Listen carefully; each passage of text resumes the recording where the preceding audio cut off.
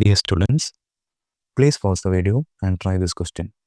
Test your skills before we reveal the answer. In this question, we have to find how many statements are correct. It is given that Stability and Growth Pact, it's a treaty of European Union. So these are the given statements which are true.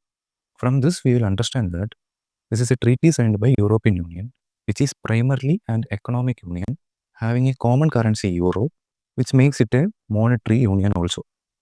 And they created a treaty which promotes stability and growth. Stability and growth, from that word meaning itself, it is understood that it is talking about economic stability and growth.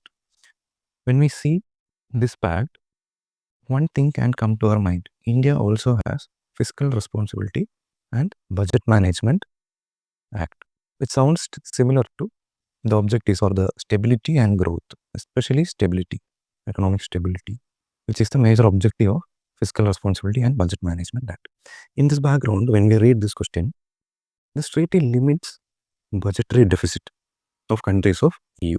Limiting budgetary deficit. What will happen if budgetary deficit is limited? That is, government will spend lesser amount. If government spend lesser, what will happen? Inflation will be less, very mild or moderate. And what is the implication of mild inflation? Stability, economic stability and growth. Okay. So first becomes correct, D goes. Second, makes the countries of EU share their infrastructure facilities. Share infrastructure. Third, enables countries to share technologies. Okay. In the first reading, it might seem to be true because of the word growth in the pact. But we have to be cautious. Just because the word growth is mentioned in the pact, we cannot read it as a standalone thing because economic stability and growth is clearly mentioned. Economic stability and growth. So both are there. First thing. Second, it is asking to share infrastructure and technologies by each country in EU. We have to apply this into real. How we checked the first statement like that, we have to check the second and third statement also to apply it to the real world. We know that in Europe, far-right populist parties are increasing. Nationalist parties, many of them has formed governments also in European Union. In such a scenario, will nationalist governments allow their infrastructure or technology to be used by other countries? That raises a suspicion for these two statements. Now we will apply and see. Take the case of Germany. Germany has very good car manufacturing infrastructure. We all know. Will Germany share that infrastructure with Spain or France to promote economic stability of other countries in EU? Will they do? Now take the case of technology.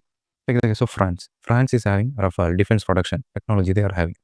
Will France share that technology with Germany or Spain to promote economic stability and growth of EU?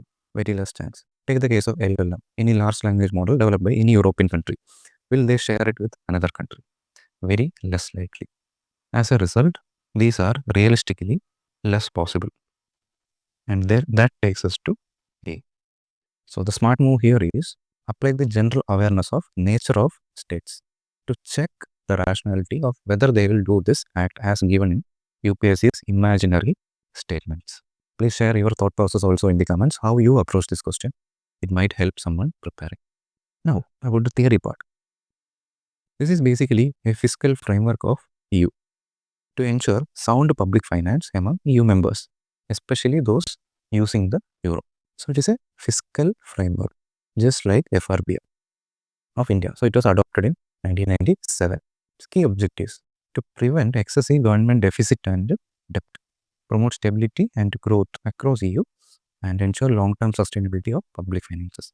So it is focusing only on the financial thing, just like how our FRBM Act is focusing on, nothing more than that.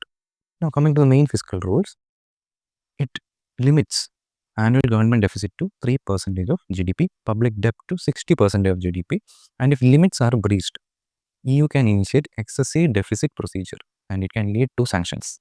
But it gives some flexibility also, just like how in FRBM, similar provisions are here allowing certain exceptions to this target during economic downturn, natural disaster, major structural reform like GST. And coming to the recent updates, this was suspended during COVID-19. Of course, during COVID-19, these limits cannot be adhered to because governments have to spend more to stimulate growth. And now, EU is reforming this treaty to make it more growth-friendly and tailored to country-specific situation. Why? Because countries are becoming more nationalistic, and as a result, one-size-fits-all approach may not work. And EU is planning to allow relaxations according to country-specific situations. So thanks for watching. If this helped you, please give it a like and subscribe for more UPSC insights.